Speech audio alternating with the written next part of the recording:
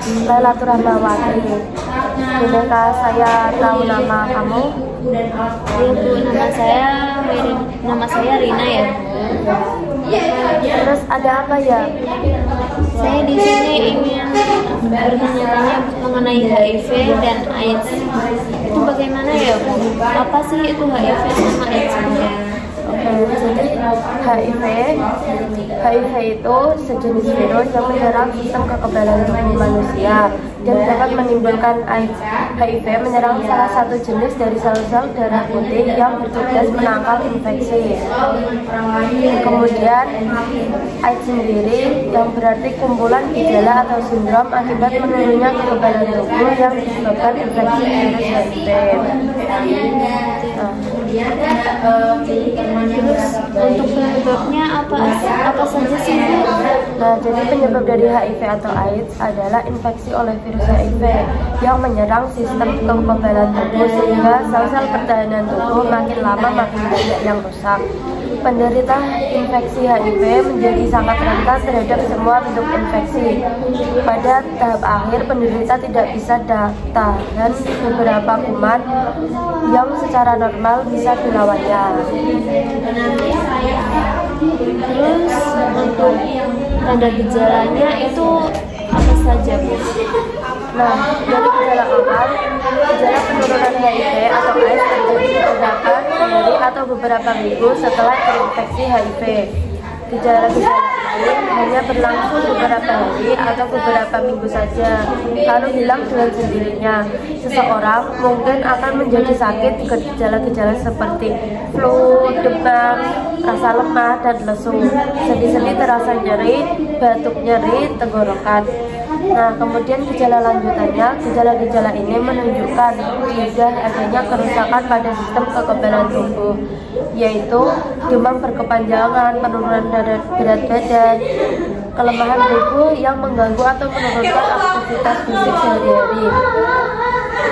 Kemudian pembengkakan kelenjar di leher, lipat paha, dan ketiak, diare atau mentra terus-menerus tanpa sebab yang jelas. Kemudian gejala akhirnya, pada umumnya penderita AIDS akan meninggal dunia sekitar 2 tahun setelah gejala AIDS ini muncul. Gejala AIDS yang timbul adalah ada radang paru-paru, kemudian radang saluran pencernaan, radang karena jamur di mulut dan kerongkongan, kanker kulit, TBC, gangguan susunan saraf dan atau neurologis. Terus bagaimana ya cara penularan itu sendiri dari HIV? Nah, cara penularan HIV atau AIDS yaitu melalui hubungan seksual dengan pengidap HIV atau AIDS. Kemudian ada ibu pada bayinya, kemudian alat-alat untuk menoleh kulit, kemudian menggunakan jarum suntik secara berlebihan. HIV itu apakah langsung menular atau tidak menular Bu? HIV itu ada yang langsung menular, ada yang tidak menular. Yang tidak menular itu melalui air mata, keringat, air liur atau ludah, air kencing, peralatan makanan, kemudian pakaian, handuk, kemudian toilet yang dipakai secara bersama-sama, menggunakan kolam renang yang sama, berpelukan, berjabat tangan, hidup serumah dengan penderita HIV atau AIDS, gigitan nyamuk, hubungan sosial yang lain. Terus bagaimana ya Bu cara mencegahnya? Nah, ada cara pencegahan dengan prinsip ABCDE. Yang A, abstinence merupakan suatu upaya untuk tidak melakukan hubungan seksual, terutama bagi seseorang yang belum menikah. Kemudian yang B, bifatikul merupakan suatu upaya untuk tidak berganti-ganti pasangan atau dengan kata lain menunjukkan sikap saling setia kepada pasangannya. Kemudian yang C itu kondom, melakukan hubungan seksual yang aman yaitu dengan menggunakan alat pelindung atau kondom. Kemudian yang D, don't syringe atau don't inject, jangan memakai jarum suntik atau alat yang menembus kulit secara bergantian dengan orang lain, terutama di kalangan pemakai narkoba. Kemudian yang terakhir E, safe equipment, dari pemakaian alat atau bahan tidak steril.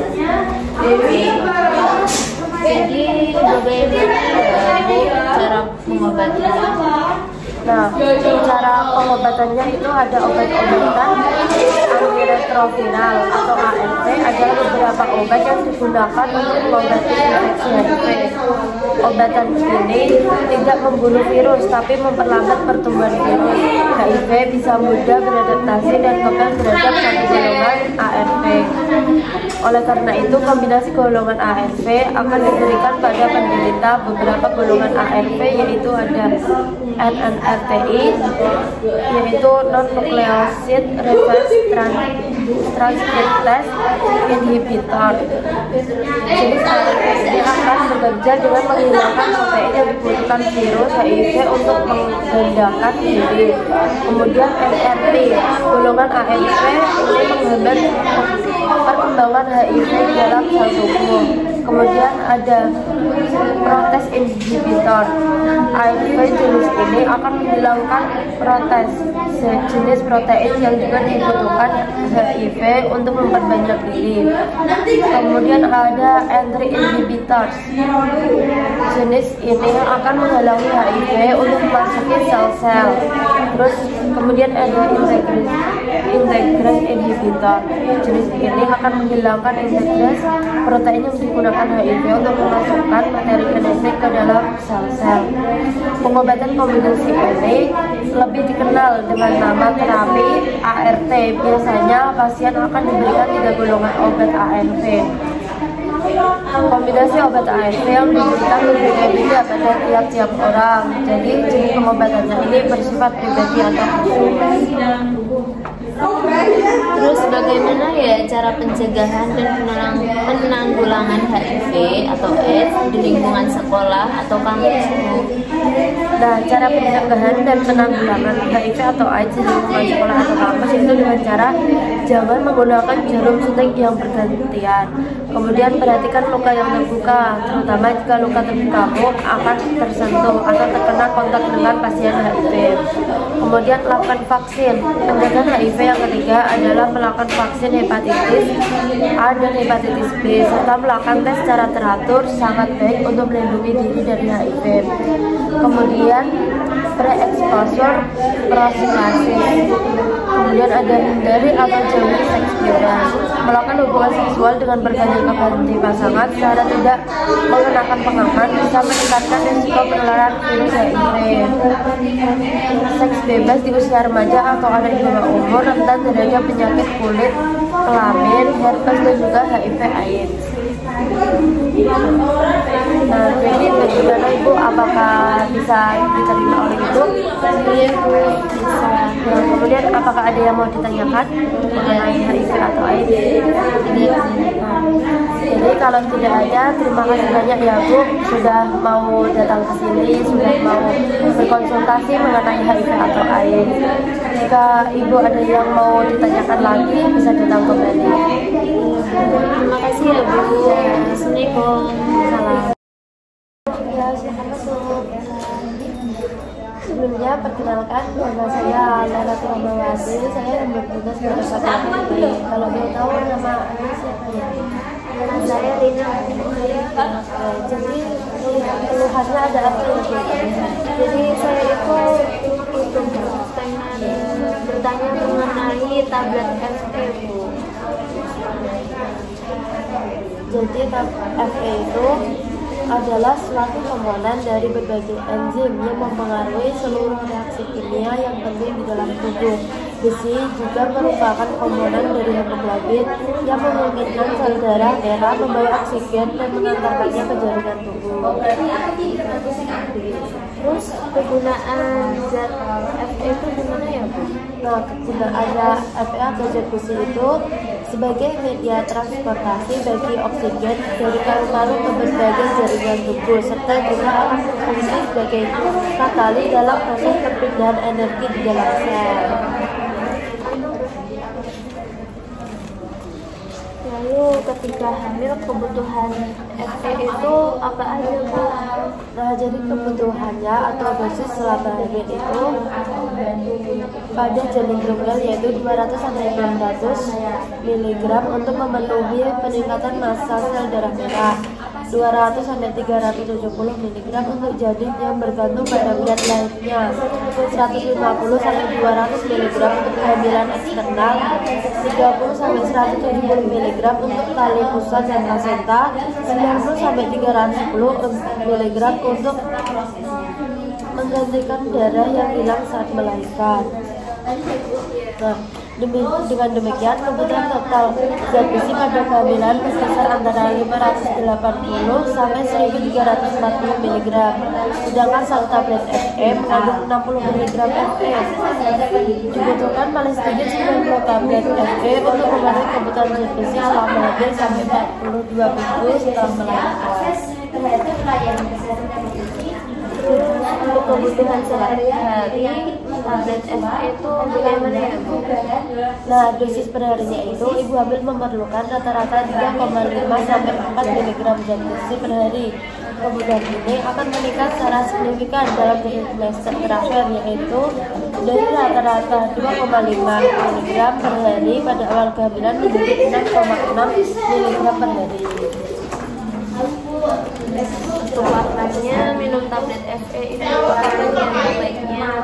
Nah, pemberian tablet zat besi lebih bisa ditoleransi jika dilakukan pada saat sebelum tidur malam. Pemberian zat besi harus dibagi serta dilakukan dengan interval sedikitnya 6 sampai 8 jam, dan kemudian interval ini ditinggalkan hingga 12 atau 24 jam jika timbul efek samping. Diminum dengan air putih atau air jeruk yang mengandung vitamin C untuk mempermudah penyerapannya. Cara minumnya Nah, cara minumnya diminum 3 kali sehari di antara makan, jadi pada waktu perut kosong, bukan saat setelah makan, yang dapat menghambat penyerapan Fe. untuk penyimpanannya lebih baik disimpan di mana ya Bu? Nah, penyimpanannya itu disimpan di tempat kering dan tidak terkena sinar matahari, langsung atau dekat dengan sumber panas, dan setelah dibungkus dibuka ditutup kembali. Lalu efek samping yang terdapat pada tablet Fe itu apa saja? Efek sampingnya itu adalah mual muntah, kemudian konstipasi, diare, bisa berwarna hitam kecoklatan. Lalu makanan apa saja ya Bu yang boleh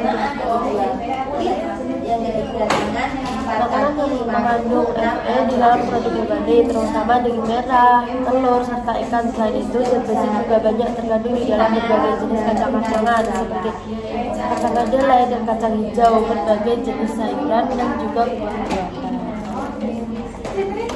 Untuk makanan yang membantu penyerapan Fe itu apa saja Bu? Ada vitamin C dan vitamin B12. Asupan vitamin C dapat mencegah anemia, berperan dalam pembentukan kolagen intraselular dan proses penyembuhan luka.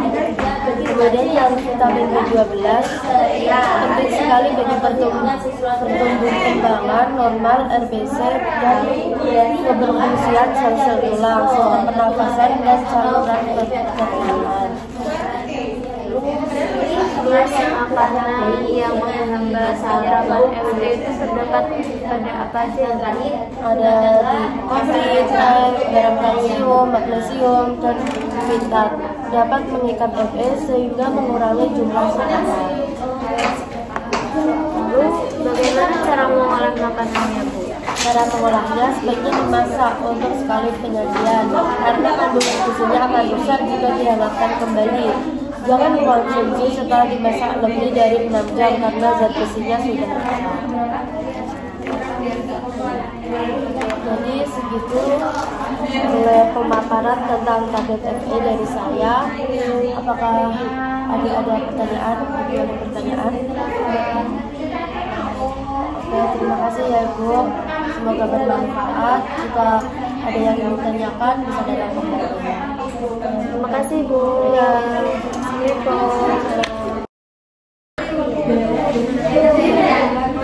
Assalamualaikum Bu. Waalaikumsalam. Silakan masuk. Iya. Sebelumnya perkenalkan, saya yang bertugas pada pagi hari ini. Nama saya Rama Abdurrahman. Kalau boleh tahu nama Anda siapa ya? Nama saya Rina Bu. Oke, silakan. Jadi saya itu ingin tahu mengenai kesehatan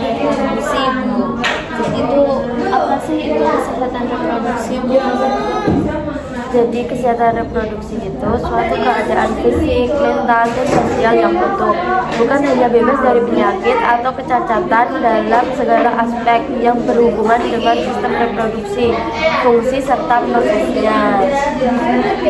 Lalu faktor-faktor apa saja ya Bu yang dapat mempengaruhi kesehatan reproduksi pada remaja?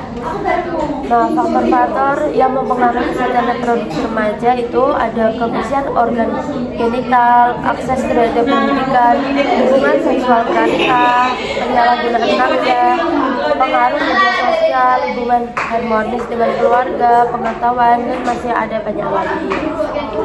Lalu resiko dari perilaku remaja saat ini tuh apa ya Bu? Nah, resiko perilaku remaja saat ini yaitu ada hamil di luar nikah dan penyakit menular seksual, PMS atau HIV atau AIDS. Lalu jenis-jenis penyakit yang menyerang pada reproduksi remaja itu apa saja ya? Nah, penyakit yang menyerang reproduksi remaja itu ada gonorrhea, sifilis, herpes genitalis, terus trichomoniasis, carcroid, chlamydia, dan ada kondoma acuminata genital warts. Terus emang penting ya Bu kebersihan dan kesehatan pribadi remaja? Sangat penting sekali karena kebersihan merupakan hal yang penting dalam pencegahan berbagai penyakit infeksi, menjaga kesegaran dan keindahan tubuh. Menjaga kebersihan tubuh sangat penting bagi semua orang, terlebih pada remaja dengan banyak aktivitas gerak dan olahraga. Nah, biasanya itu ada yang terkena infeksi pencernaan, kulit, tangan, kaki, kuku, dan alat kelamin. Nah, di sini ada cara cuci tangannya ya, Adek. Terus untuk cara pencegahan penyakit penularan seksual itu bagaimana ya Bu? Nah, cara mencegah penyakit seksual menularnya itu dengan cara hindari perbuatan yang berisiko untuk kehidupan kelas, kemudian tidak melakukan hubungan seksual sebelum nikah. Bagi remaja yang sudah menikah harus setia, artinya tidak melakukan hubungan seks dengan orang lain. Kemudian ada berani menolak ajakan yang berisiko tertular PMS atau HIV atau AIDS. Kemudian pilih teman yang berakhlak baik, jangan yang nakal-nakal. Kemudian gunakanlah masa remajamu untuk hal-hal yang sangat berguna. Gitu ya Bu.